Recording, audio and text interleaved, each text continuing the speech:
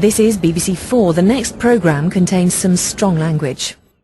Hello and welcome to a special edition of Screenwipe from Hollywood. Honestly, I have to do that because the Hollywood sign itself is copyrighted, and for me to allow it to appear on screen would cost us thousands of dollars.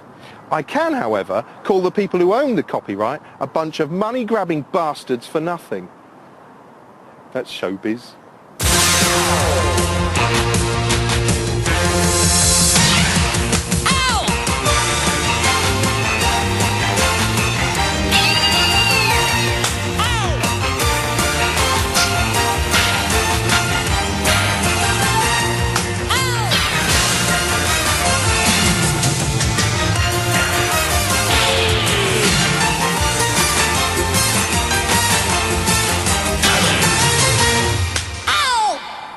Not so long ago, if someone said the words American television to you, a million bad pictures immediately formed in your mind.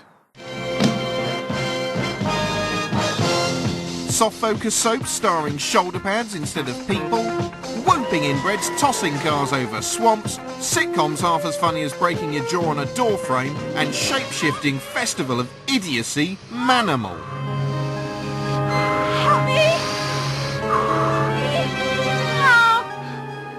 Today all that's changed, and it's painfully obvious that most of the American shows that make it onto our screens make British TV look like, well, a load of old tut, quite frankly. American TV has thrown off its shoddy reputation and is now widely regarded as some of the best and occasionally the worst TV in the world. So what can it teach us Brits, if anything? We'll get onto that in a minute, but first, because we're a British show doing a US special, let's kick things off with an absolutely pointless and needless "Woo, look, we're in America, hoo, hoo, hoo," type montage, because apparently that's the law.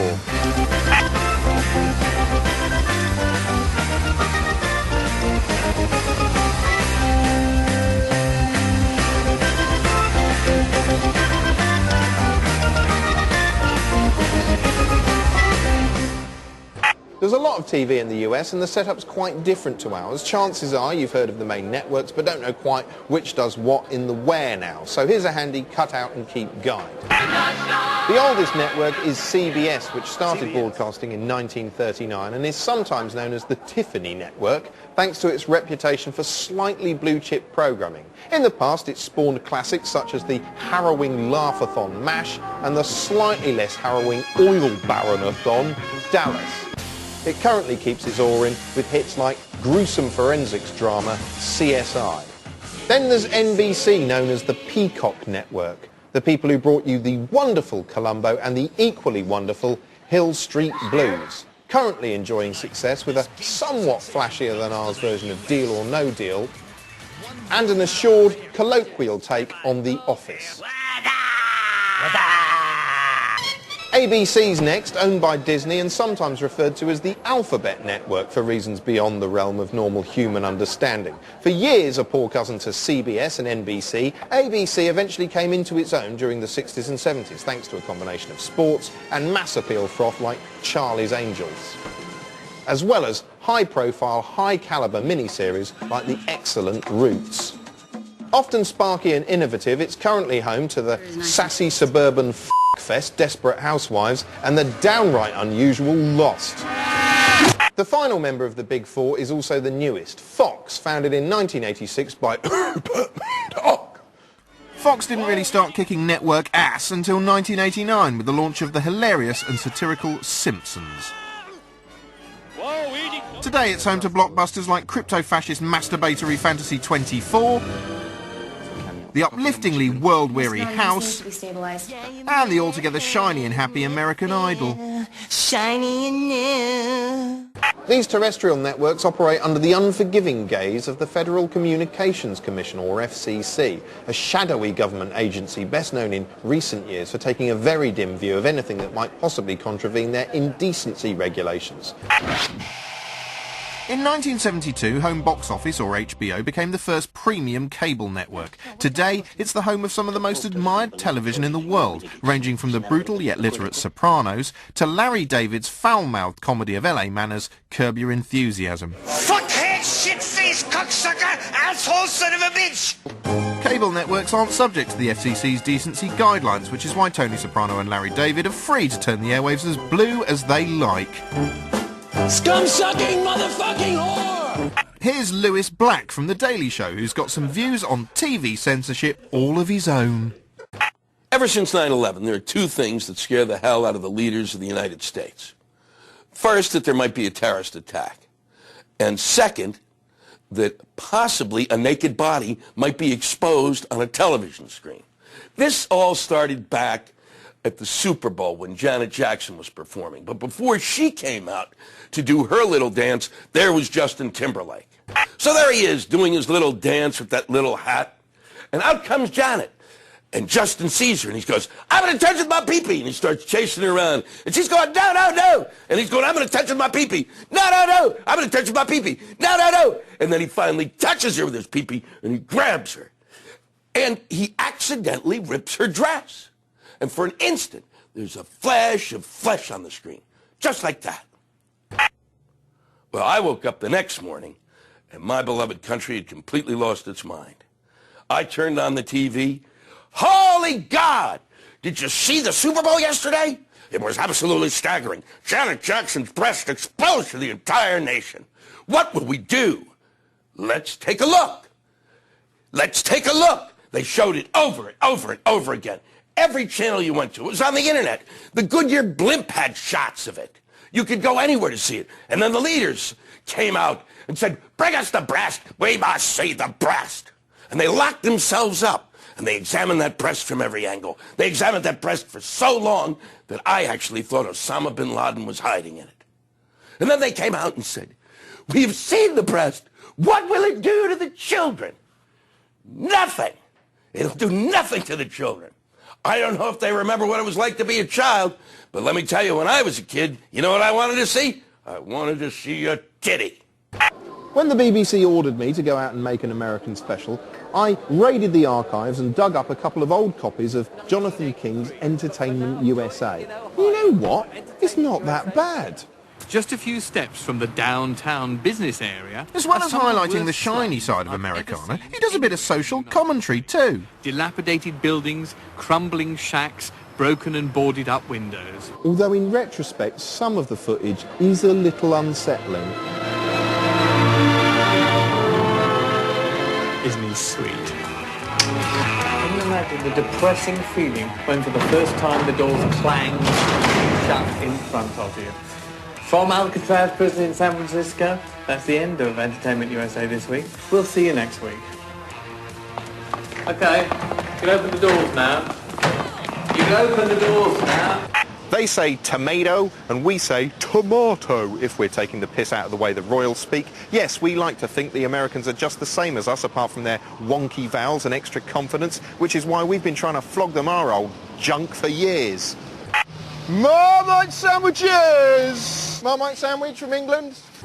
The frenzied exporting kicked off in earnest 100 years ago when, still reeling from the excitement of Beatlemania, the Americans took David Frost under their wing.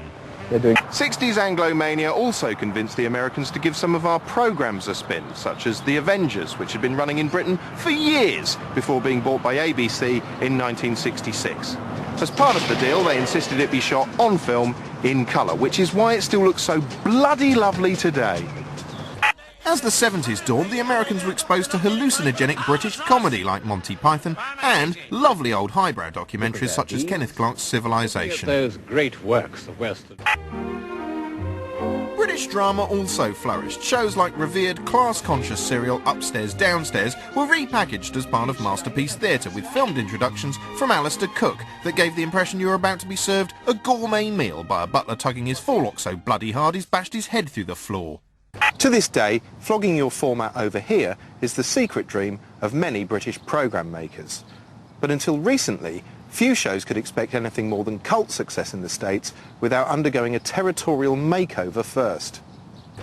For instance, when the Americans wanted some blue-collar grit, they looked to the UK, where lo and behold there was a massively popular show called Till Death Us Do Part. A proper one, You said he was born in Manchester, so well, he ain't a proper blackie then, is he? But there was no way on earth you could broadcast the original on American TV. They'd have mistaken it for a transmission from Mars.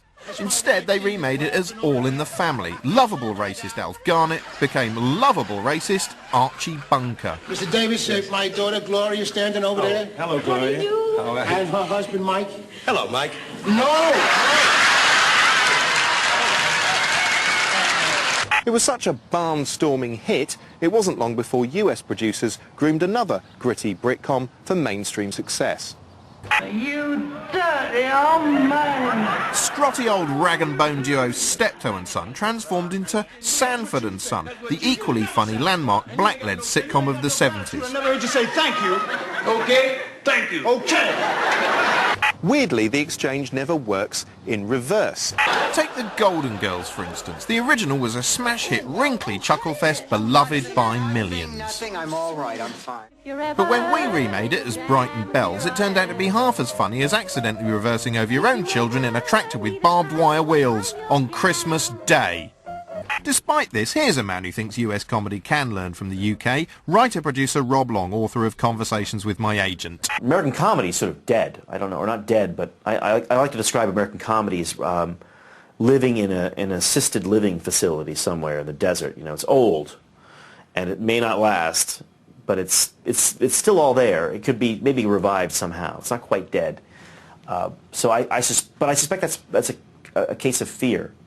I actually think that British comedy formats or comedy shows will be imported in the next couple of years in record numbers, because you can go to an executive in the United States and say, you don't have to have any imagination at all. I just want to say it works somewhere else. So we'll try it here. And if it doesn't work here, you won't look stupid, because it does work in Britain. Any successful television comedy in the United States is an accident. It's like an industrial mistake. It shouldn't have happened. The system is set up to destroy it by the time it gets out. So if it somehow a successful hit show slips through, it's because people weren't paying attention at the network or the studio, or they were broke and they couldn't replace it, or something happened that went wrong. I try to describe the system as like an industrial conveyor belt, and you pretend your idea is like a little, fluffy bunny. And it goes on a conveyor belt into a cylinder with these rotating knives, right? And the knives must chop it all up so it all looks the same. And then it goes from there to a giant machine smashes it to smithereens, right? But there's a chance that when the knives are rotating up, that the little bunny can get through the knives right when this little concrete smasher goes up, and it'll escape.